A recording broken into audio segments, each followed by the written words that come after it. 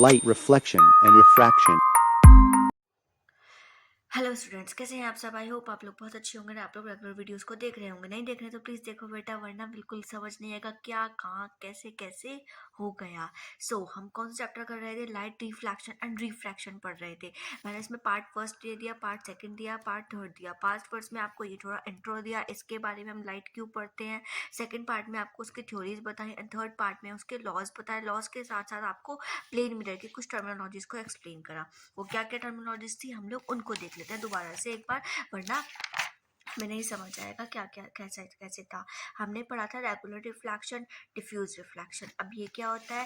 Regular reflection वो होता है जब किसी भी मिरर के ऊपर जब कोई भी लाइट की रे इंसिडेंट होती है एंड वो पैरेलल आ रही है एंड पैरेलल रिफ्लेक्ट हो जाए, तो that is called as the regular reflection.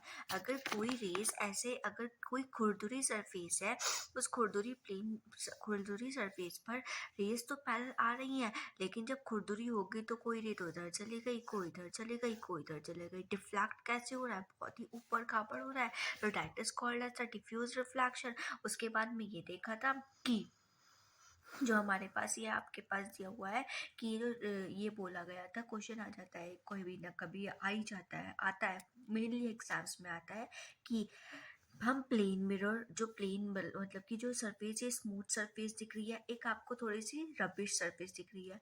क्या रबिश सरफेस होती है वो लॉ ऑफ रिफ्लेक्शन को सेटिस्फाई करते हैं या फिर प्लेन? तो बेटा प्लेन सरफेस करती है, स्मूथ सरफेस करती है। कभी भी जो आपके पास ये ऐसी ऐसी सरफेस रबिश सरफेस दिखेगी वो कभी भी डिफ्यूज रिफ्लेक्शन को सेटिस्फाइड नहीं, वो लॉज ऑफ रिफ्लेक्शन को सेटिस्फाइड नहीं करती। हमेशा कौन सी करेगी? Plane smooth surface. Okay, next हमने देखा था कि ऑब्जेक्ट क्या है? ऑब्जेक्ट वो ऑब्जेक्ट होना चाहिए, वो ऑब्जेक्ट यहाँ पे रखा होना चाहिए जो हमें क्या दे दे बेटा? लाइट। क्या दे? कोई भी जो चीज़ लाइट को भेज दे, हमें वो वाला ऑब्जेक्ट चाहिए। दूसरा, इमेज कैसी बनेगी? अगर इमेज आती है तो इमेज बनेगी, इमेज टू टाइप्स की बनती है। एक तो बनती है रियल और एक बनती है वर्चुअल। वर्चुअल मतलब ब्लर और रियल मतलब बिल्कुल एग्जैक्ट, जैसे अगर हम मिरर के सामने खड़े हुए हैं तो हमारे जैसे ही इमेज बन जाए। और वर्चुअल वो मतलब बिल्कुल ब्लर सी इमेज हो जाए, is called as the virtual. तो आज हम पढ़ने वाले हैं कि कैसे फॉर्मेशन होता है प्लेन मिरर का, प्लेन मिरर पर कैसे इमेज बनती है, तो हम ये देख लेते हैं। ओके गाइस, कैसे कैसे बनेगी? मैं विदाउट स्केल बना रही हूँ, आप लोग स्केल की हेल्प से बना सकते हो। मेरे एक हाथ में फ़ोन है, डेट्स वाई मैं हाथ का यूज़ नहीं कर सकती हूँ, थोड़ा सा एडजस्ट कर लेना यार, कभी कभी तो एडजस्ट करना ही पड़ता है। कोई बात नहीं, सीधी लाइन खींचने की बहुत बहुत बहुत सारी कोशिश करूँगी। ये हमारे पास एक क्या है? मिरर है। वैसे तो सीधी खींच गई, होप सो। मुझे नहीं लगता था सीधी खींचेगी, क्योंकि मैं टेढ़ी हूँ तो ये कैसे सीधी खींच सकती है ना? समझ सकते ही हो आप। ठीक, ये देखो, अब मैंने आपको बताया था कि क्या, कि जो जिस तरफ से ये कांटे लाइक स्ट्रक्चर नहीं निकला होगा वो साइड कौन सी होगी? फ्रंट। और जिस साइड से ये कांटे, कहीं अगर कोई बच्चा बिल्कुल शरीफ होता है तो शरीफ वाला शरीफ है तो मतलब कि वो बिल्कुल सही दिखाएगा और अगर मतलब बिल्कुल सही काम करेगा। लेकिन अगर कोई बच्चा कुछ ज़्यादा ही ऊपर खाबड़ वाला हो तो वो शरीफ तो कह ही नहीं सकते, लेकिन दूसरों के सामने दिखाने के लिए वो शरीफ हो जाता है। मतलब उसमें कुछ ना कुछ कांटे हैं, तो कांटे वाला बैक साइड। ठीक, और फ्रंट कौन सा होगा जिसमें कुछ कांटे को? वो बच्चा बिल्कुल शरीफ होता है। तो हम देख लेते हैं इमेज कैसे फॉर्म होगी। यहाँ रखा हुआ है ऑब्जेक्ट, ये रखा ऑब्जेक्ट इस जगह पर, एट दैट पॉइंट, ये पूरा ऑब्जेक्ट है। इस ऑब्जेक्ट से हम कहीं पे भी एक एक दो रेज निकलती है, एक रे निकलती है, एक इंसिडेंट होती है इस पॉइंट पर, एक इंसिडेंट होती है दैट पॉइंट पर। ठीक, अब ये नॉर्मल खींच गया यहाँ से, ये नॉर्मल खींचते, that is a normal of that point. इस पॉइंट का नॉर्मल ये है, तो यहाँ से रिफ्लेक्ट हो जाएगी, उसी एंगल से रिफ्लेक्ट होगी जिस एंगल से आई थी, सेम एंगल होगा। जो क्योंकि according to law of reflection angle i equals to angle r, angle of incidence equal to angle of reflection होता है। दैट्स वाई जिस एंगल से आएगी उस एंगल से वापस चली जाएगी, एंगल आई एंगल आर। उसके बाद ये आई ये गई। उसके बाद एक ये रे निकली थी, ये इंसिडेंट हुई थी, ये यहाँ से रिफ्लेक्ट हो जाएगी। कैसे होगी? जिस एंगल से कम ये इसका नॉर्मल हो गया, कम से कम इतनी चौड़ी, अपने स्केल से मेजर करके देख लेना, इतनी चौड़ी होनी चाहिए। ठीक है, अब हम लाइंस गिन लेते हैं सीधा सीधा, क्योंकि तो बीच में आ रही है 1 2 3 4 5 6 7 8, 8 का बीच, 1 2 3 4 5 6 7 8, 8 का बीच वाला, ये वाला पार्ट यहाँ तक आनी चाहिए ये। तो हम यहीं से ही खींच देते हैं। हम यहाँ से मेजर क्यों कर रहे हैं? अब हम ऐसे क्यों मेजर कर रहे हैं?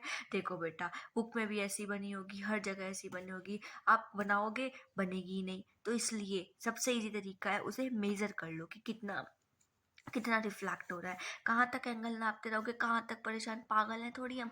एक तो बुक वाले वैसे ही पागल है, बुक वाले नहीं, साइंटिस्ट ही पागल है। एक तो हमें इतना पढ़ना पड़ रहा है, ऊपर से पढ़ना पड़ रहा है, चलो ठीक है कोई बात नहीं, पढ़ना पड़ रहा है, चलो ठीक पढ़ लिया, और ऊपर से वो भी हम बिल्कुल एग्जैक्ट बनाए, तो कैसे बनेंगे? कुछ ना कुछ तो जुगाड़बाजी करनी पड़ेगी। सी जो वो होता है, क्या बोलते हैं वो कहावत है ना, कि सीधी उंगली से तो नहीं निकलता, टेढ़ी तो करनी पड़ती है। दैट्स वाई हमें ये काम तो करना ही पड़ेगा। तो हमने ऐसे करके रिफ्लेक्शन, हमने ये दिखा दिया कि यहाँ से इंसिडेंट हुई, एंगल आई, एंड ये यहाँ से रिफ्लेक्टेड हुई। अब इसमें कंफ्यूज होंगे कि कौन सा एंगल किसका है, कौन सा एंगल किसका है। तो ये I1 है, ये R1 है, ठीक। ये I2 है, ये R2 है, ये दूसरी वाला, ये पहला वाला। ठीक है, क्लियर हो गया इतनी बात। उसके बाद ये ऑब्जेक्ट था ही हमारे पास। अब इमेज कैसे बनेगी? यहाँ तो कोई पॉइंट नहीं मिल रहा। क्या बताया था, क्या बताते स्कूल वाले या फिर बुक वाले, कि जहाँ पर मीटअप हो रहे हो, कौन से मीटअप हो रहे हो, कौन से मीटअप हो रहे हो, कि जहाँ पे रिफ्लेक्टेड और इंसिडेंट रे, यहाँ तो कहीं आने का भी हिसाब नहीं है, कहाँ से मिलेगी, कहीं नहीं मिल सकती। तो हम क्या करते हैं, इसको पीछे को बढ़ाते हैं, बैक वाली साइड, जहाँ पे वो बच्चा शरीफ नहीं होता ना, उस वाली साइड बढ़ाते हैं। अब देखते हैं यहाँ पे बनेगी क्या। हाँ, यहाँ बन जाएगी, कहीं ना कहीं जाके तो बनेगी। ये बन गई इमेज, क्या बन गई? ये बन गई। मतलब कि ऑब्जेक्ट के, आप देखोगे ना, ऑब्जेक्ट के यहाँ तो थोड़ा सा ऊपर बनेगी, या बिल्कुल एग्जैक्ट ऑब्जेक्ट वाली, जहाँ जिस जगह पे ऑब्जेक्ट रखा होगा उसी जगह पे बनेगी, या उसे थोड़ा सा नीचे बनेगी, थोड़ा बहुत ही ऊपर ऊपर नीचे हो सकता है। ज़्यादा नीचे ऊपर मत कर देना, वरना टीचर तो काट ही देगा। तो हमारी इमेज बन गई। थोड़ी स्केल नहीं है, स्केल मेरे हाथ में फ़ोन है, मैं इसलिए स्केल से नहीं बनाई पाई, तो थोड़ा सा एडजस्ट कर लेना। मतलब कि बैक साइड बन रही है, इट मीन्स वर्चुअल बनेगी। वर्चुअल मतलब थोड़ी सी ब्लर होगी। आप अपनी जैसे फॉर एग्जांपल आप अपनी इमेज देख सकते हो।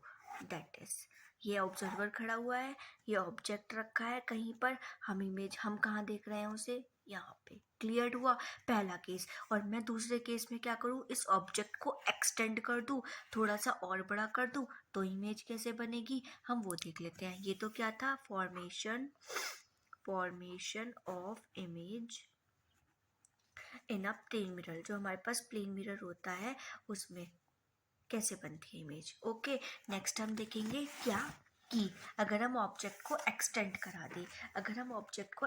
करा देते हैं, तो केस आता है कि यहाँ पर मैंने फिर से क्या बना दिया, मिरर बना दिया। अब ये मत सोचना कि ये रियल मिरर है, भाई साहब रियल मिरर तो मैं बना ही नहीं सकती, पेपर पे रियल मिरर कैसे बना दूंगी, है ना।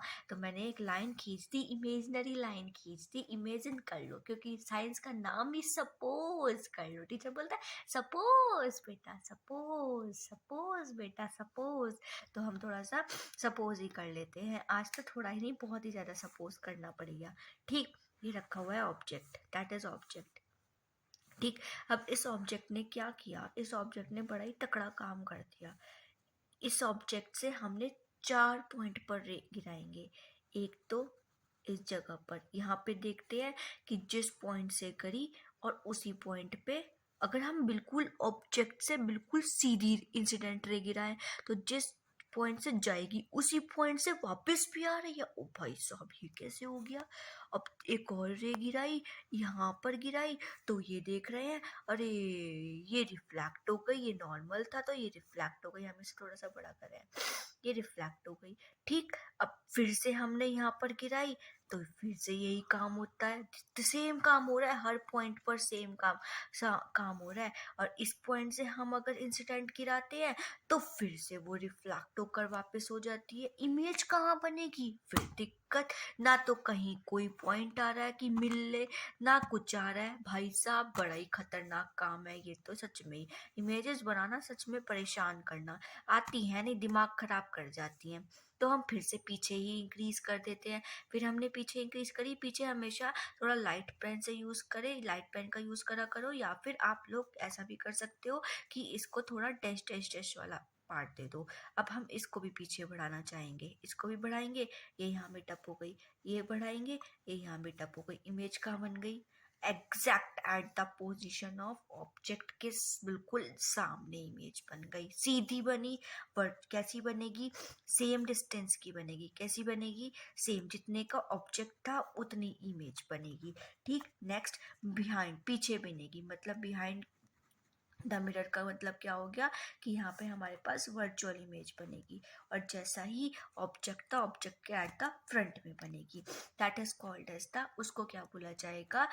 क्या बोला जाएगा? ये जैसे फॉर एग्जाम्पल हम देख सकते हैं अपने आप को, वही वाला केस आ जाता है।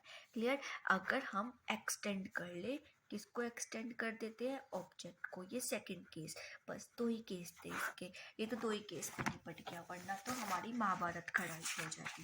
पहला ऑब्जेक्ट एक बार और क्लियर कर देती हूँ स्केल वाले इमेज के साथ, that is the mirror, that is the object. Object का एक रे इधर गिरी, एक रे इधर हमने गिराई, हमने गिरा रहे हैं, ये मत सोचना कि हम नहीं गिरा रहे, हम ही गिरा रहे हैं, हम ही ला रहे हैं इन चीज़ों को ढूंढ ढांड के। साइंटिस्ट तो महान है, वैसे ही दिमाग खराब करते हैं, इस वजह से हमें पढ़ना पड़ रहा है। खुद तो चले गए, हमारे लिए छोड़ गए सच में। अब चलो यार, मम्मी बार बार आवाज़ लगा रही है, सब पता नहीं आज क्या होगा, बर्तन टूट रहे हैं, कसम से आज तो लड़ाई होने वाली है घर में। फटाफट टॉपिक ख़त्म करती हूँ, वरना आज महाभारत चढ़ जाएगी, समझ लो जल्दी जल्दी, वरना पागल हो जाऊंगी मैं भी और मेरी माता जी भी। तो कृपया करके जल्दी जल्दी समझ लो फटाफट। ये ऑब्जेक्ट यहाँ गया, यहाँ से वापस आ गया, इंसिडेंट रे, रिफ्लेक्टेड रे। फिर उसके बाद में ये ऑब्जेक्ट से ये रे निकली, इधर से रे निकली, ये भी रिफ्लेक्ट हो गई, इंसिडेंट रे, रिफ्लेक्टेड रे। फिर उसके बाद में हमने उसको पीछे, जब आगे नहीं बढ़ रही भाई साहब, दिमाग खराब है, पीछे बढ़ा लो, पीछे बढ़ाई तो यहाँ पर हमारे पास मिल गई।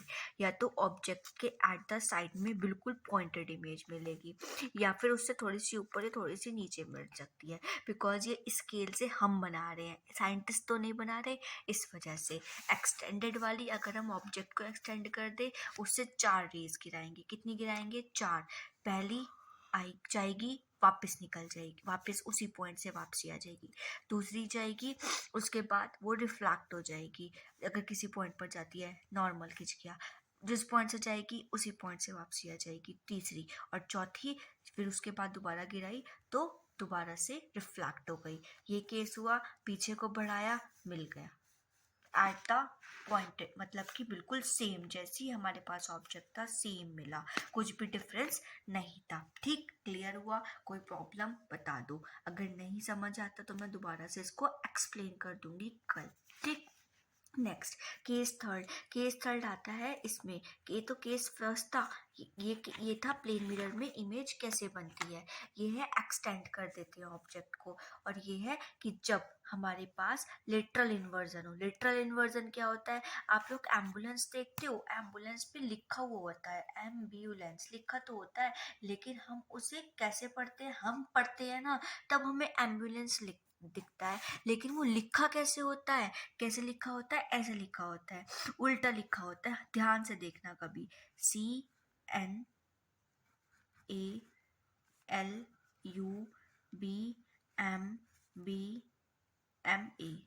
ये ऐसे लिखा हुआ होता है, जो हमें कैसा दिखता है? एम्बुलेंस, ऐसे दिखता है, एम्बुलेंस।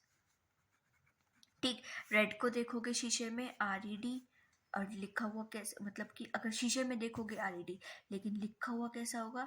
कुछ इस टाइप से लिखा होगा, कुछ इस टाइप से लिखा होगा जो हमें शीशे में ऐसा दिखेगा, कुछ इस टाइप से लिखा होगा जो हमें शीशे में ऐसा दिखेगा। इसको, ये जो रिफ्लेक्शन, जो रिवर्स हो रहा है, किसका रिवर्स हो रहा है? अल्फाबेट्स का रिवर्स हो रहा है, इसको क्या बोला जाता है बेटा? Lateral inversion. किसका केस है? फॉर प्लेन मिरर का। किसका केस है? प्लेन मिरर का। क्लियर? किसकी वजह से होता है? रिफ्लेक्शन ऑफ लाइट की वजह से। क्लियर है? अब कुछ करेक्टरिस्टिक्स है। क्या करेक्टरिस्टिक्स है प्लेन मिरर की? कि जो इमेज बनती है वो वर्चुअल बनती है। वर्चुअली बनेगी जब पीछे बन रही है, इरेक्ट बनेगी, छोटी बनती है या बड़ी बनती है वो तो बाद में देखेंगे। ठीक है? सेम साइज बनती है, कभी सेम साइज बन जाती है, कभी पॉइंट साइज बन जाती है, उसमें भी कोई दिक्कत नहीं। चलो ये भी पॉइंट ठीक है, जो साइंटिस्ट ने हमें दिया हम तो उसको चेक कर रहे हैं।